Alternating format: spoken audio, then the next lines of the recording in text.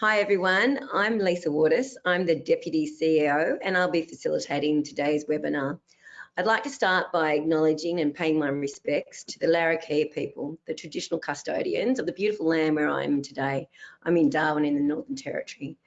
I'd also like to pay my respects to elders past, present and emerging, and also acknowledge the children and young people because that's where culture will live on. I'd also like to acknowledge all of the elders past, present and emerging from all of the lands where you may be watching from today, and welcome any First Nations people who are logged on today.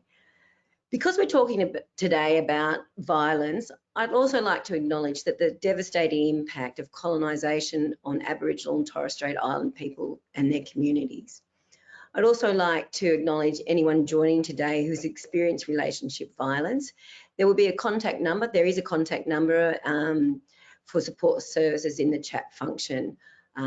Please access support and contact a local service provider if you feel that the webinar raises any issues for you. So a little bit of housekeeping. The webinar will be recorded and we will send it out to the all people who registered early next week, and it'll also be posted on the NAPCAN website. The question function will be enabled, and we're really hoping that we have an interactive question and answer section at the end, so please keep the questions coming for the panelists. Also keep an eye on the chat function that's on the right-hand side of your screen, as we'll be sharing some info throughout the webinar. If you're like me, you probably worry about being muted or unmuted. You can't, you're muted in listen-only mode, so enjoy the webinar. So before we start, I'd just like to do a really quick poll to get a bit of an idea of who we have online and how much you already know about Love Bites. The question should pop up on your screen now, if things are going smoothly. Okay. Yes, there it is. Fantastic. If I can get you to fill that out, that would be fabulous.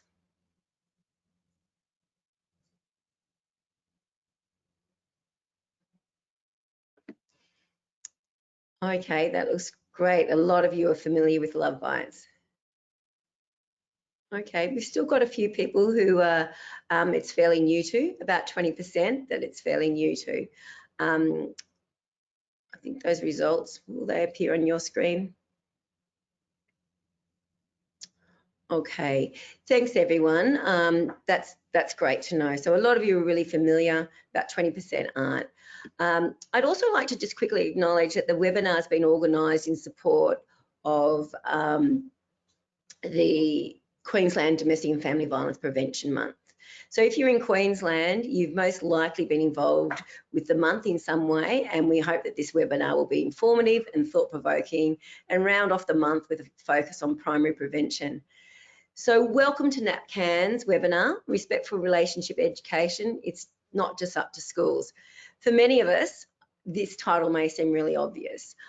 After all, many of you have been working hard to build community responses to violence for many years. But we chose this title in response to the way that the topics like consent have finally started to be part of the public discourse this year. Things that many of us have been saying for years have finally come to the attention of decision makers and the general media. Much of the public discussion came about thanks to the courage of Chanel Contos, the former Sydney school student who launched her petition in February this year calling for improved consent education.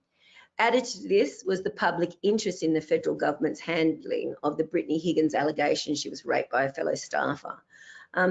So last week I was really pleased to read that Chanel met with a group of MPs in Canberra and will soon be meeting with the Prime Minister on the topic. So for those of us who've been doing this work already, there's a sense of frustration and sadness that it's taken so much pain and suffering to get to the point where we finally, it seems that Australia is actually listening. Personally, I'm determined to use this energy to make sure that we continue to be part of the solution. And to keep listening to young people and to keep listening to the experts in the communities like yourselves, which is why we're here today. Unfortunately, Sergeant Vicky Dredge, the Domestic and Family Violence Coordinator at the Capricorn Police District, which is the Rockhampton area, is unable to be here due to unforeseen circumstances. Well, I'm a poor substitute. I've been involved in Love Bites since it first started, so I'm happy to talk to some of Vicky's photos and also talk about some activities and ideas. So firstly, I'm really happy to be able to introduce our first guest youth counsellor, Georgie Coburn. Georgie is a member of the Townsville Youth Council and a very active Townsville citizen. And it's great to hear that the Townsville Youth Council is so closely involved with addressing issues of domestic and family violence in Townsville, including helping to ensure that all young people in the region have access to respectful relationship education such as Love Bites. So welcome, Georgie. I love your backdrop there. Thank you. Georgie, could you just maybe tell us a little bit about what you do on the Youth Council? We'll also have some links in the chat function about the Youth Council, but maybe just tell us about your involvement in Youth Council and Love Bites. Yeah, of course. So for those of you who don't know what a Youth Councillor is, the Youth Council is a group of youth throughout the community, and it's a group made up of 12 to 25 people whose age ranges from 12 to 25 also. And we come together twice a month, every fortnight, to either plan activities or organise events based on certain focus areas that we are passionate about. And one of those focus areas just happened to be on domestic and family violence prevention also, which is very lovely. Yeah, and so what's your involvement with Love Bites, Georgie? Can you tell us a little bit about that? So I don't have much involvement yet. Our community organizer, Keisha, I think that's her title, Keisha Booth, she is a facilitator for Love Bites, and I've been lucky enough to actually be able to attend one of her sessions that she's done for a high school, and I think it was for grade 9. And even just witnessing that session was honestly just life-changing for me, because I've never had that experience. I've never had that education on respectful relationships. So that was amazing. And hopefully in the next month, I'll become a Love Bites facilitator. Yeah, I'm sure you will. We talked earlier in the week, Georgie, and you were saying to me that you felt a little bit angry that you hadn't had access to some of this type of information when you were at school. Could you just tell us a little bit about what you did have access to at school and why you felt a little bit angry? Yeah, of course. So growing well, not to my recollection, I don't think I ever had a respectful relationship program taught to me. And I've been to many schools and none of those schools had any. So to actually graduate and not have any respectful relationship training or even just be able to see what it's like was honestly really quite frustrating. And I know the session I attended with Keisha, I think it was only for a grade 9 level, but even the information that I learned through that as a 17-year-old, even though it was a grade 9 level, like it was just mind-blowing. Like it is honestly quite frustrating that I've gone through 13 years of schooling and not once have I been taught about respectful relationships or how to be in a respectful relationship or healthy relationship at all. And I know you can't speak on behalf of all of the youth counsellors, but have you had a conversation? Are you aware that any of the other youth counsellors have had access to this type of information? To my recollection, not many have. I know we've had very similar conversations among the youth counsellors.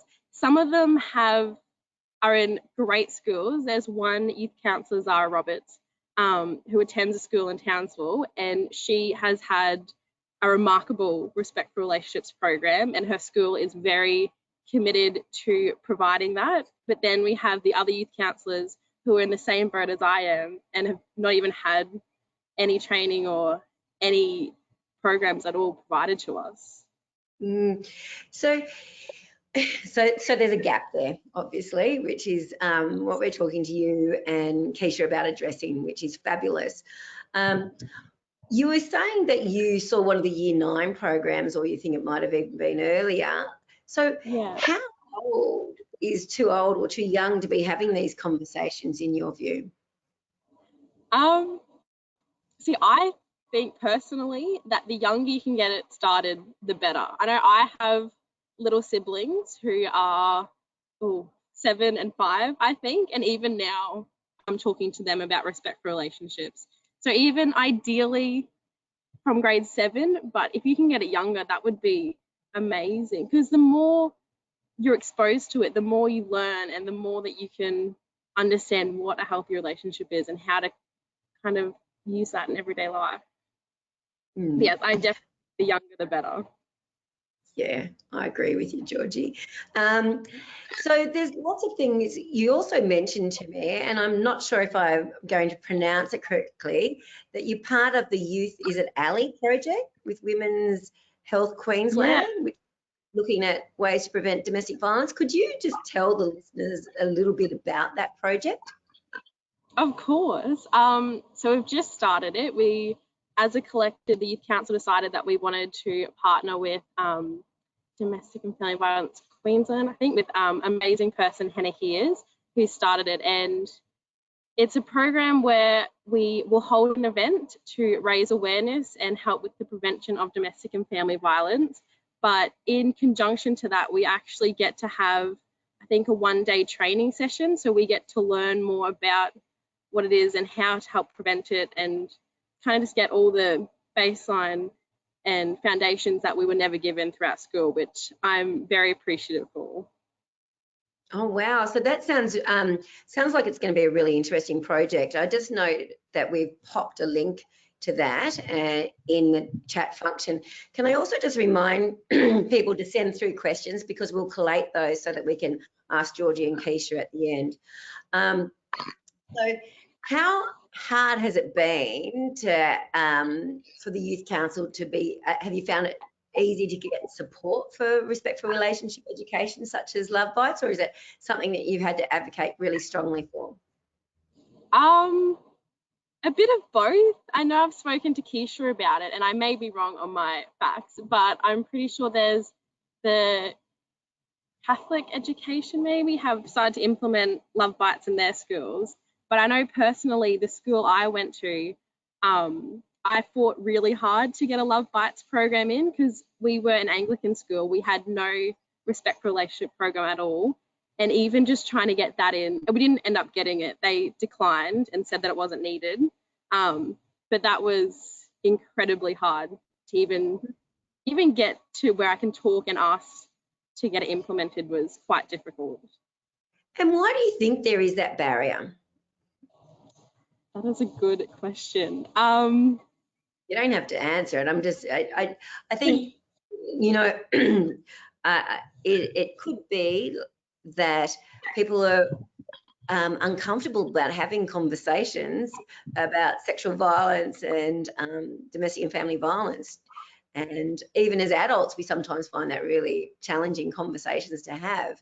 Do you, when you've been promoting that or trying to request that into school, do you find that that might be some of the underlying pretext that is a bit of a hurdle? Yes. So just recalling now, I had, when I was trying to get the program implemented, one of the comments from a staff member was that we don't have, there's no one in our school that is subject to domestic or family violence, and everyone in our school has respectful relationships, and just doesn't happen at all. And they just didn't want to acknowledge exactly, said that it does happen and that it's there.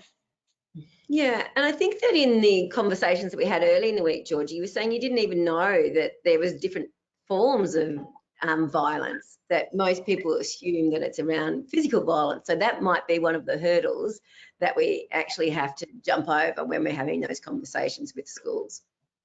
Yeah. Well, I know, sorry, speaking back to trying to get it in, I even fought really hard. I'm sure a lot of people are aware of the red benches. which is a symbol Tell of. us a bit about them if we're not, because not everyone's from Townsville. So a red bench is, excuse my recollection, but I'm not too sure which kind of organisation started it. But essentially the red bench is a symbol that don't tolerate any domestic or family violence at all, which in my opinion is an amazing symbol that it's not going to be accepted anywhere or tolerated. So we did end up getting it in the school, which was absolutely amazing. But even the fight to get one chair in a school was incredibly difficult, which nothing should be that difficult when this problem is so prevalent within society as well.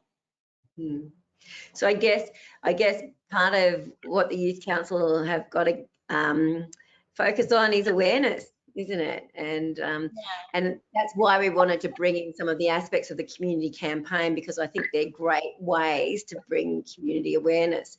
So anyway, Georgie, I might say thank you to you for now, but don't you go too far, and I might introduce our second speaker, Keisha Booth. Thanks, Georgie. We'll see you soon. So it's my pleasure to introduce Keisha. She's a Community Development Officer at Townsville City Council and coordinates Love Bites in the area. We invited Keisha to speak today because of all the work that she's doing, bringing a wide range of organisations together to address domestic and family violence in Townsville. As many of you know, coordinating Love Bites is not as simple as contacting a school. It's a lot of coordinating, a lot of advocating, and council can play a really important role in this work, and that's what we want to hear from Keisha. Welcome, Keisha.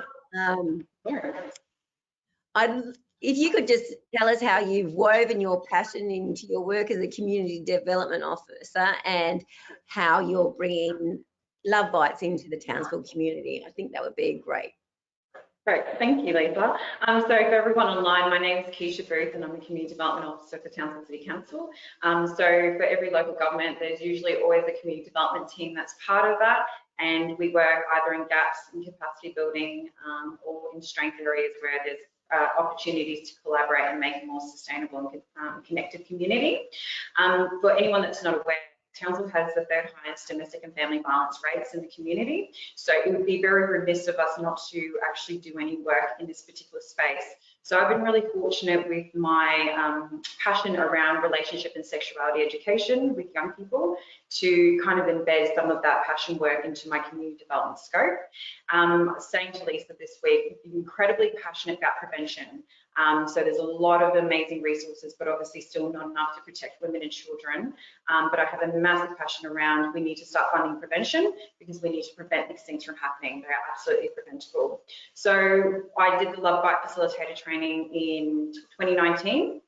Down in Brisbane, and since then I've just had an amazing opportunity to be able to present to a whole range of different schools from grade 7 to grade 12, and we've either done single days or multi-session sessions, and Love Bites has been able to allow me to understand on the grassroots level about what young people need, what they're not getting from either the education system, from their parents, from community, and how we can have more of a collective action around supporting our facilitators to build their confidence once they leave facilitator training, to ensure that when a school requests for training, we have the facilitators and the numbers there.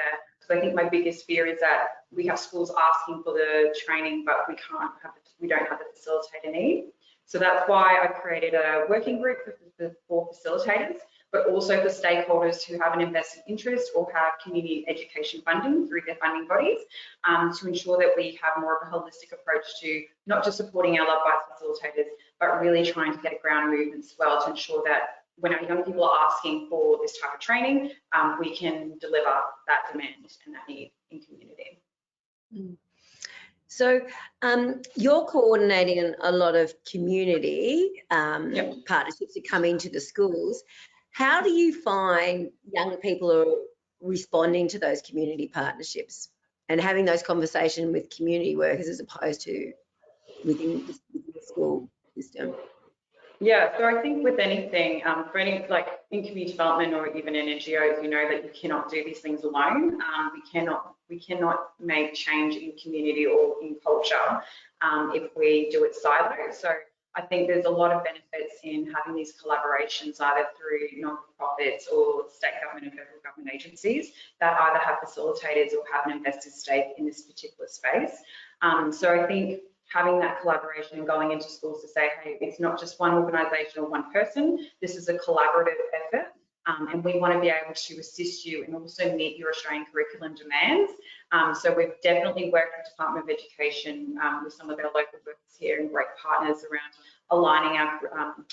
ensuring that the content aligns with the curriculum for HP or health or wellbeing, depending on which subject they decide to do it in, and to ensure that we are talking the same language as the education system and ensuring that we're actually trying to assist and benefit that process and not hinder it. I'm sure there's lots of people, because a lot of the participants listening today are probably sitting there going, how do we get a Keisha in our local area? Or how did you go about convincing council that this was a priority for your position?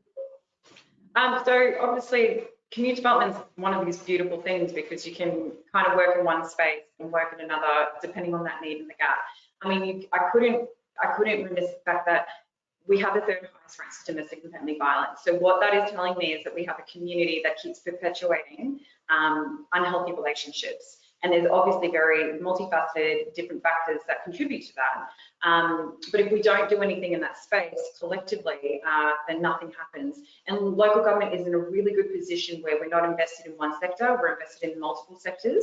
And in the community development space, we were able to see, okay, so this is a need that's happening on the ground. Then how do we get different partners to come together and collaborate on something that is impacting different services in different government levels? So from a local government perspective, it was kind of a no-brainer. Yeah. So one of the things that we often hear is that it's really challenging to get into schools and it takes a lot of coordination and people just don't have the time. So what would be your response to that? I think we always have the time, but it's also depending on what, for instance, with the facilitators, what their organisation's needs are, and if they even have the community education funding for their workers to go out and deliver these programs external to their client services. So that's definitely one barrier that we've had to deal with, but it's a reality, and we've been able to manoeuvre and work around to other organisations that actually have the flexibility to be able to facilitate to our young people in the community. I think there's always a barrier, but I think there's always an opportunity to problem solve and not do the same thing and expect a different outcome. So we've really had to flex our creativity and our ideas about how to be able to deliver with these barriers. And, you know, there's one thing that I know for sure is that we have really strong advocates and community champions, and leveraging off the community champions who are proactive in this space and massive drivers in getting respectful relationships and sexual violence programs such as Love Bites out there has really assisted in leveraging that partnership that we have with the schools.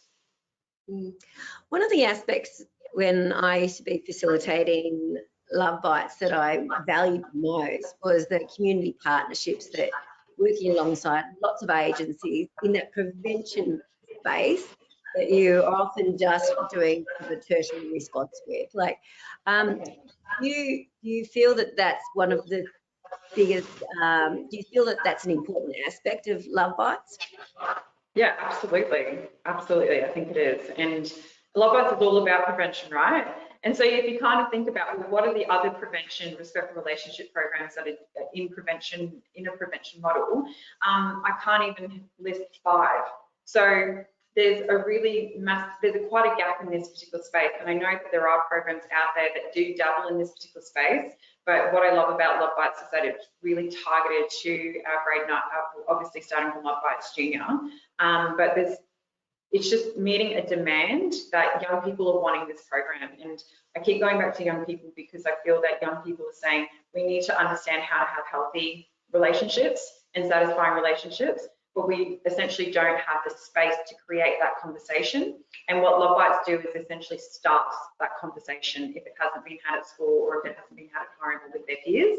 It really starts that safe environment to start that prevention conversation about what does a healthy relationship look like for me with their peers.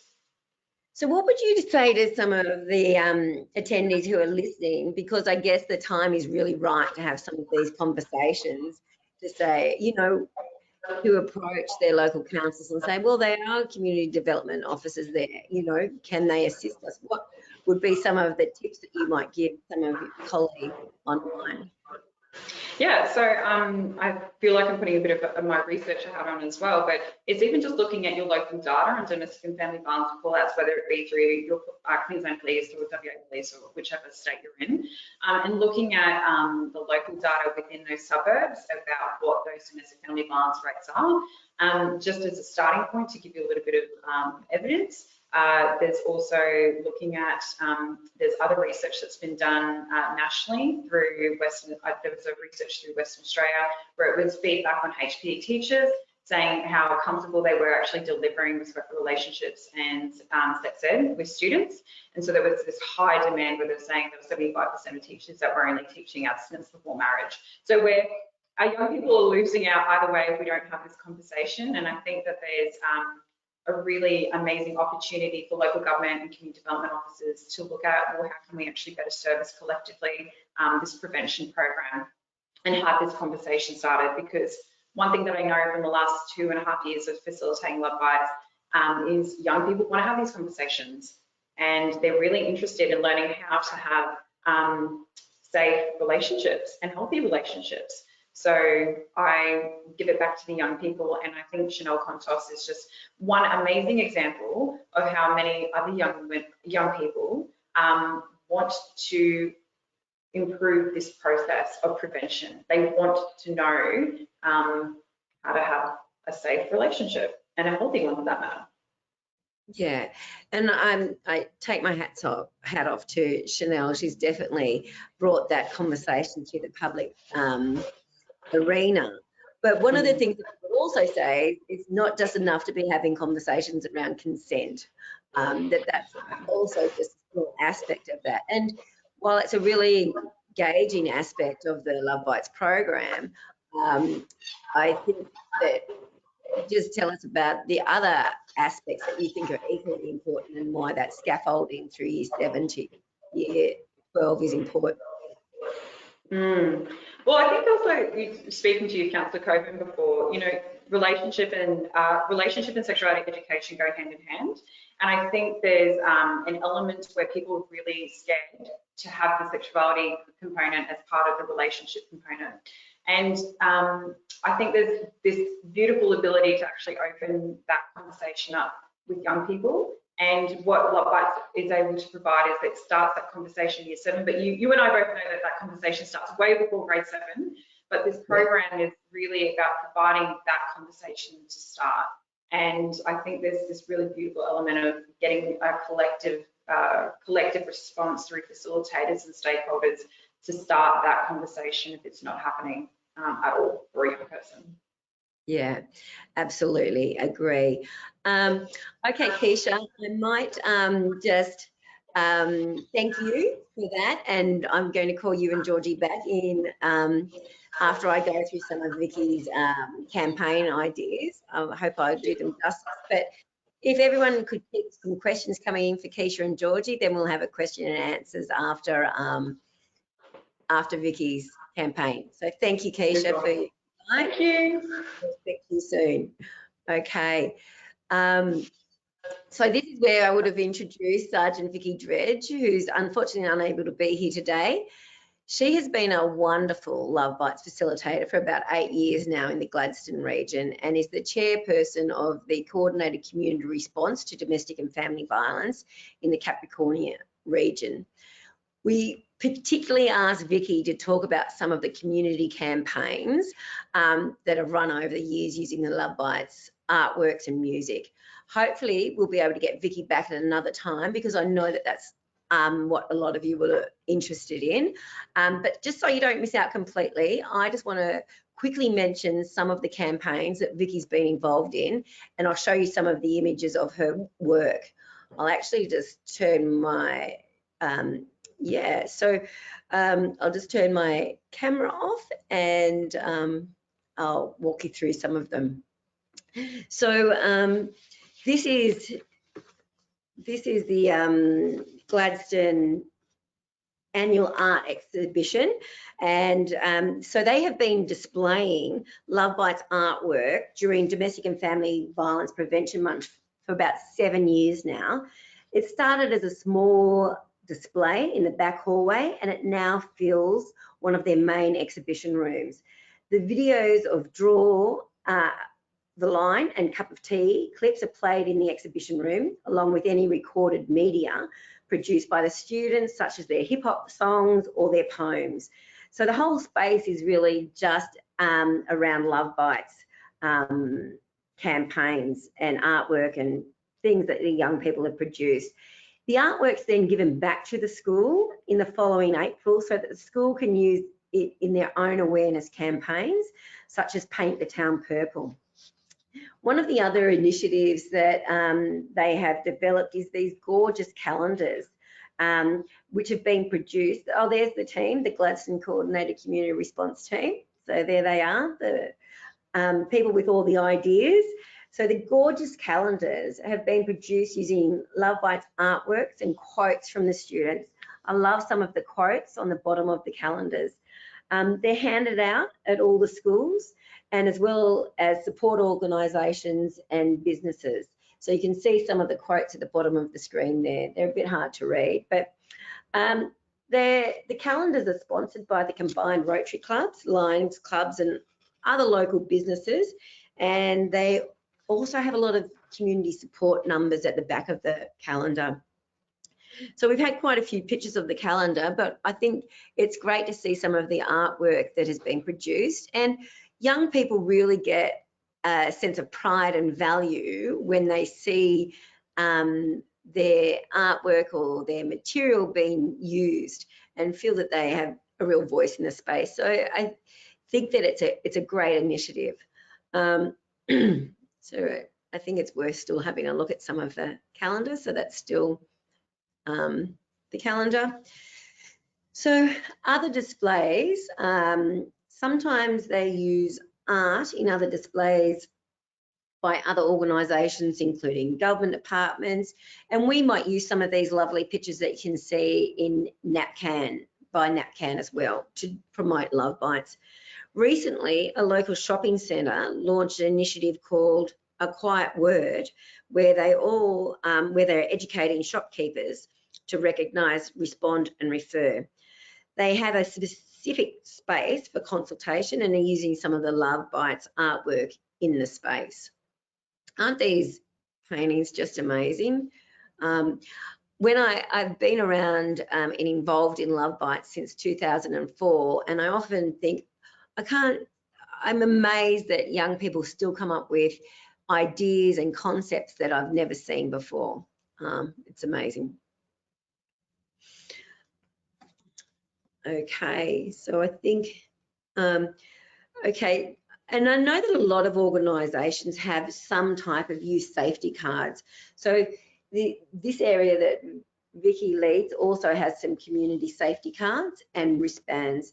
The youth safety cards have been produced, and these include certain contact numbers for youth to self-refer for assistance, along with wristbands that say, trust your instincts. These are handed out to each student when they fill out their evaluation form.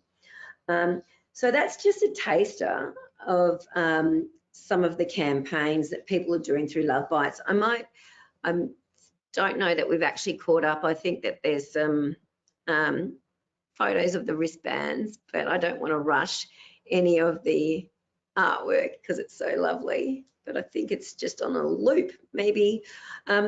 Okay, well, so that's just a bit of a taster, as I said, for the campaigns that people are doing. We also know that a lot of areas develop video clips and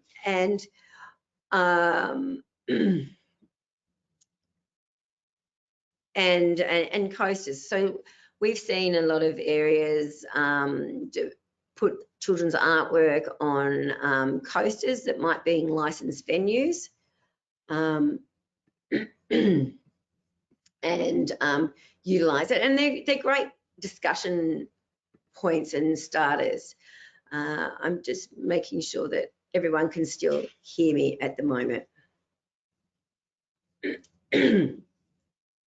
Okay, so I'm just going to turn my web camera back on. Where am I? Technology. Here I am. Okay, so some of those initiatives are amazing, but there's those type of initiatives all over Australia. And I'd love to be hearing about some of them in the chat function. If you've got, maybe you can tell us what you've been doing in your local area, and we can try to send out some of those details if we want to connect people after the webinar. So I think that we might just, as I said, keep those questions coming in. We might just go bring Keisha and Georgie back and have a few questions.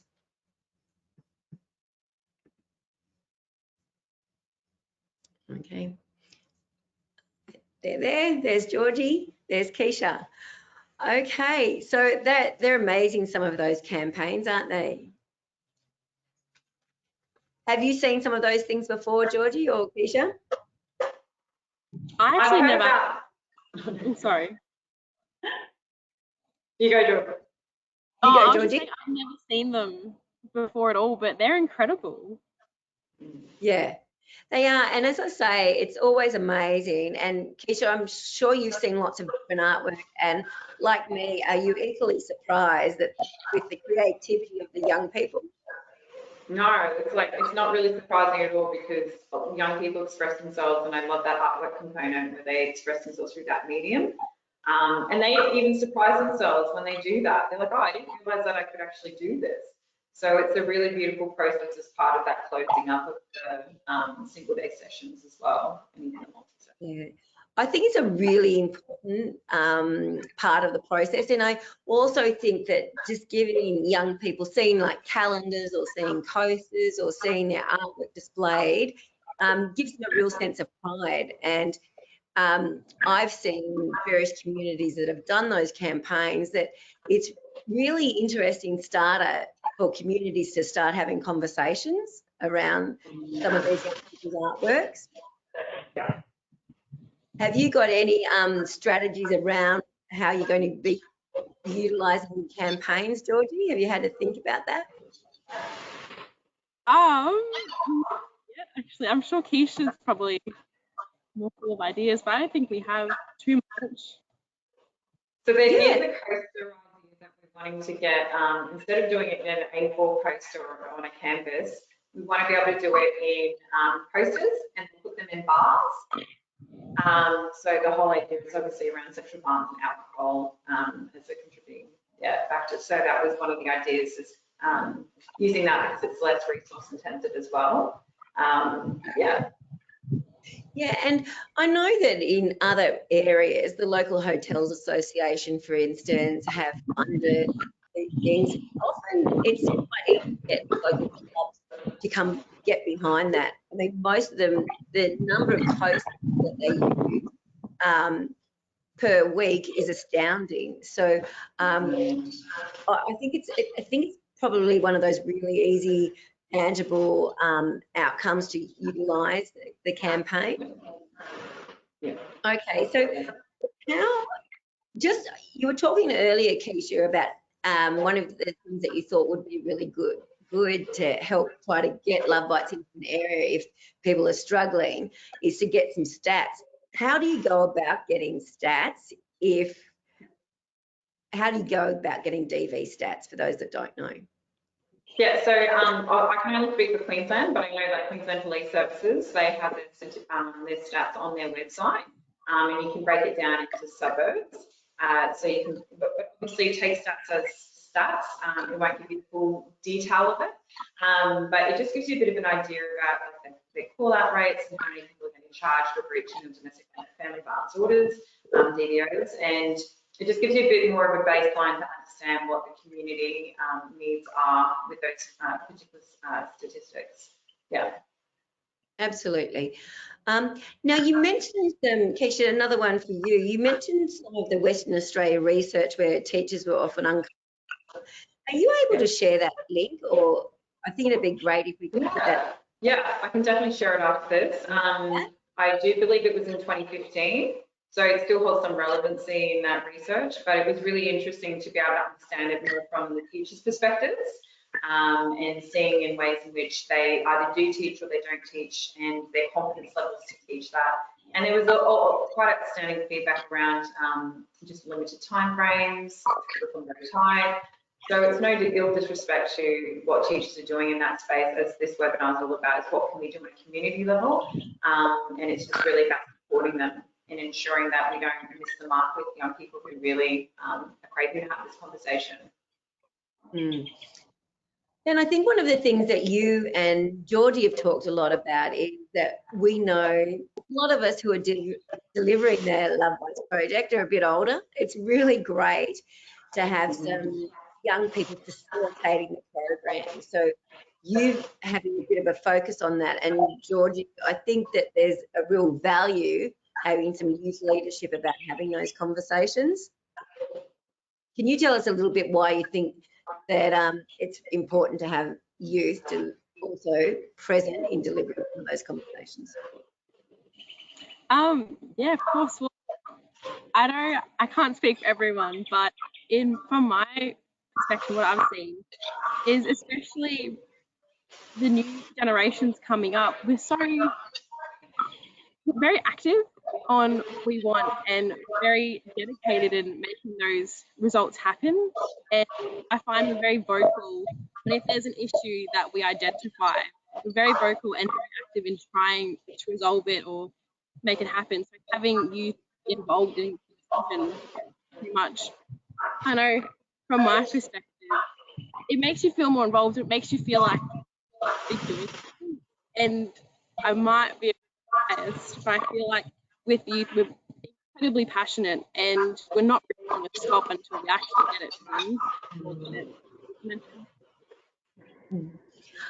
done. Thanks, Georgie. I'm also just trying to multitask, probably not too well, and I'm reading. There's so many questions there, and maybe teacher, one for you. There's questions here about people who are delivering the program, and they wanted to know how informed the program is and how you deal with, like you're saying, there's high rates of domestic and family violence in your area.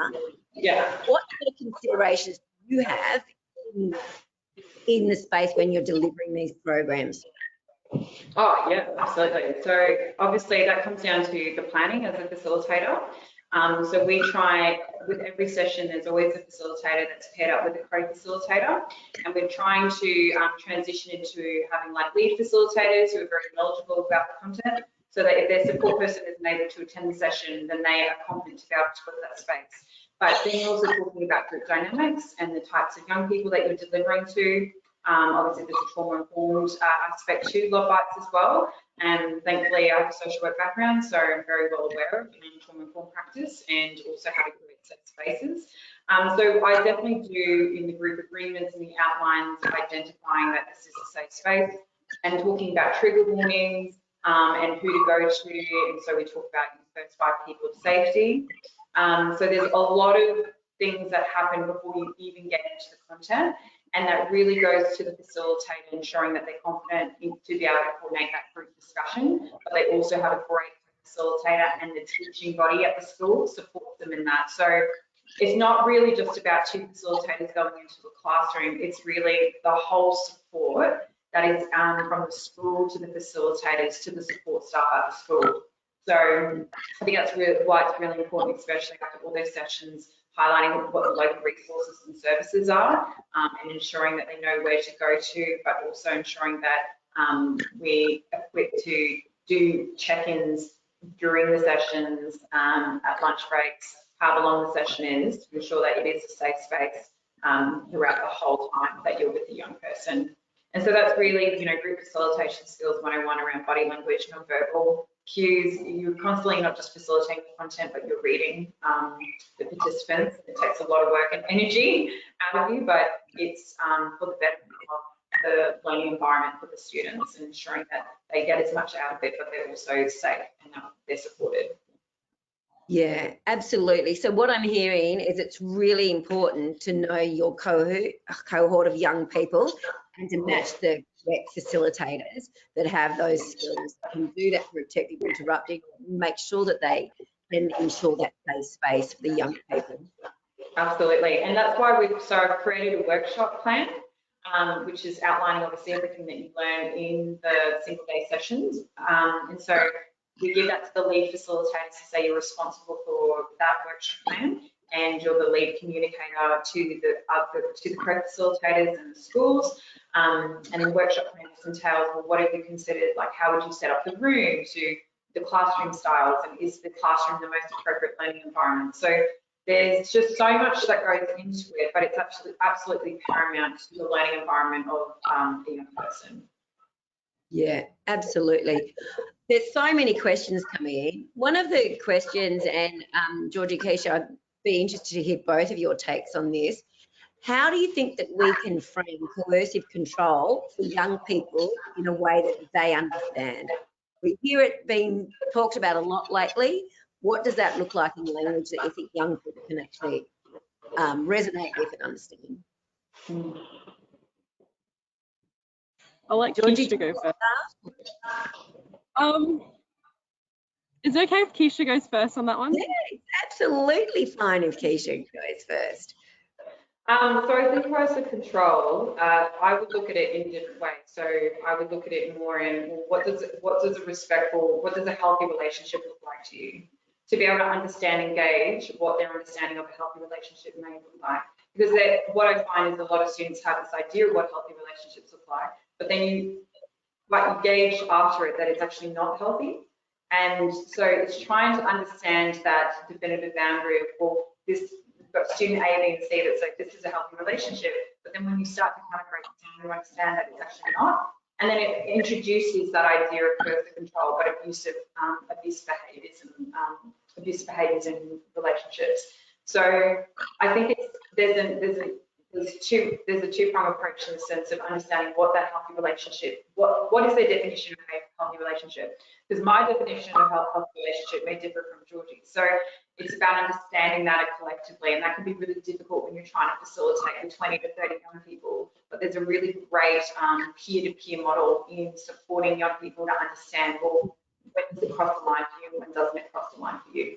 So that's probably how I would probably approach it in a different way without talking about it directly in the first initial instance, because I think that's something that you naturally get into, especially in the program. And I think having those conversations, Georgie, we talked a little bit about that earlier in the week, but the peer-on-peer conversation are really valuable learning, and I think that's something that you're excited about. Yeah, well, I know even just talking with my friends, like the conversation is so much more open now, but kind of tying back to what Keisha was saying as well. I know personally there was an activity we did where you lined up in a line and either go to one point where you agree with the statement or you don't agree, and they read out questions or statements about kind of elements of a healthy and non-healthy relationship. And even participating in that was because we talk about healthy relationships and we say we understand it, but then we did that activity and it kind of proves that we don't really understand it. So as good as having peer conversations, it's still different to actually identifying that these issues as well. Yeah, exactly. Thank you. There's a lot of people in that function. There's one, Keisha, that says, do you have any experience in collaborating with remote Indigenous communities within Queensland? And we need to explain that. I can probably help answer that one. You haven't gone remote, have you? No, so I guess within my local government region, no. So for those of you who are wanting to know how to become a Love Bites facilitator, how to connect with some facilitators in your local area, because there's lots of questions around that, then you can contact NAPCAN. Look at our website and do contact NAPCAN, and we can get back to you and we can help you with that and put you in touch with relevant people. We have got a different package that we've developed, which is the standalone models. and we have been trialling those in the Northern Territory and in some of the detention centres or the out of school centres, because we know that having conversations with some of those vulnerable young people, it's better to have those conversations than not have them at all, but we need to have them in a different way. So we have trialled things like #Friends, which was the Year 7 program in remote communities in the Northern Territory, where we have got community elders delivering some of the content, so training them up to have those conversations. So we can talk to you individually if you contact us about some of those models, because that's a different training component. You need to actually train in the full Love Bites program, and then there would be the modules that we would train you in after. But there is, you also have to do the trauma-informed Love Bites training. So we can talk you through all of that. I'm just trying to capture as many of the questions as I possibly can. There was a question here: how do we get to deliver when we need extra facilitators? What do you do when you've got large groups? What is the largest number group that you might deliver to in your area, and what do you do if you need extra facilitators? So as part of the working group, I do a call out to all the facilitators and stakeholders online. So we also have observers as well that come to observe the sessions. But they also have the remit to be able to manage the group dynamics to ensure that everyone is participating and not distracted. They obviously don't speak to the content, but they can provide that ability to manage the group dynamics. If, say, we have 2 facilitators and 45 students. Now, we definitely don't advise that, but that has happened in the past where it's just we've had to do that. So that's where you can also have observers, and they're observers who are either interested in becoming facilitators or are a stakeholder in the youth sector or in the space. And it gives them a great opportunity to be able to see the content of Love Bites and see what it's all about, but then also provides support to facilitators when it comes to group dynamics only, for that matter. So that's how we've kind of been able to manage that as well. And it's just it's a great way. It benefits the observers as much as it benefits the facilitators. Yeah. Okay, thanks, Keisha. And Georgie, I know that it's really hard for you because you haven't actually delivered a lot of Love Bites, but I believe that in this time next year, we're going to have you back and you're going to have lots and lots of insightful information. There's still lots of questions about how do we access training in our local areas. Just come on board to the NAPCAN website. If there aren't trainings scheduled in your local area, we can put a training session in your area. Like there was someone from Canberra, we could do that. The other thing is, it's I guess the school terms. Keisha, how are you finding? Sorry, Georgie, another one for Keisha. How are you finding that you space the training throughout the year? Like, yeah, well, I know that a lot of schools run like a not the multi-sessional approach, but the one-day approach late in the term. Yeah. Love Bites Junior is a little bit different. Maybe you could just tell us about how the difference of what that looks like.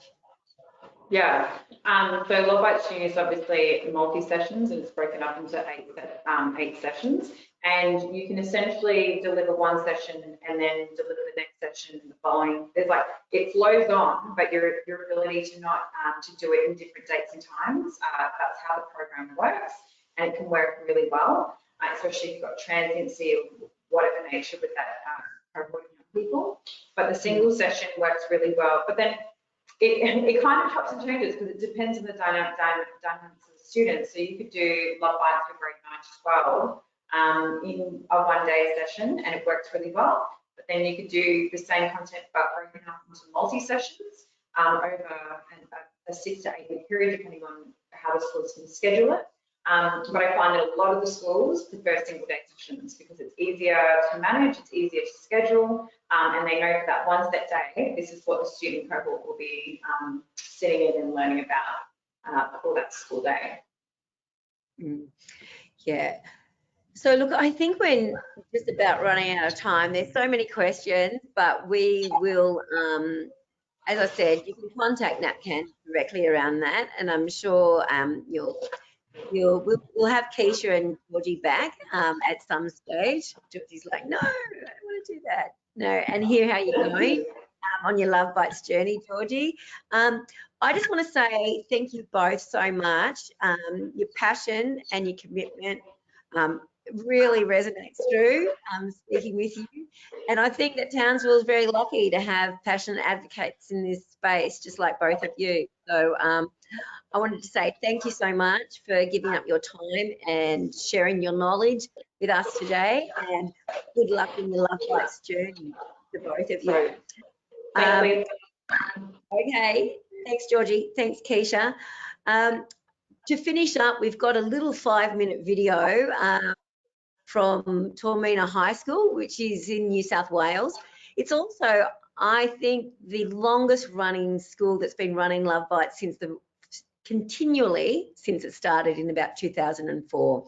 It's from an area that I used to work in. So feel free to stay online and watch the video if you'd like. Remember that we've recorded the webinar and that we'll send it out to you early next week. And if you've got any of those questions about how can we make this happen in our area, then please contact NAPCAN and we'll try to help you out with those. Thank you so much for giving up your Friday and joining us to have discussions about this really important topic. And I guess together we'll keep preventing domestic and family violence and sexual violence. Okay, have a great weekend.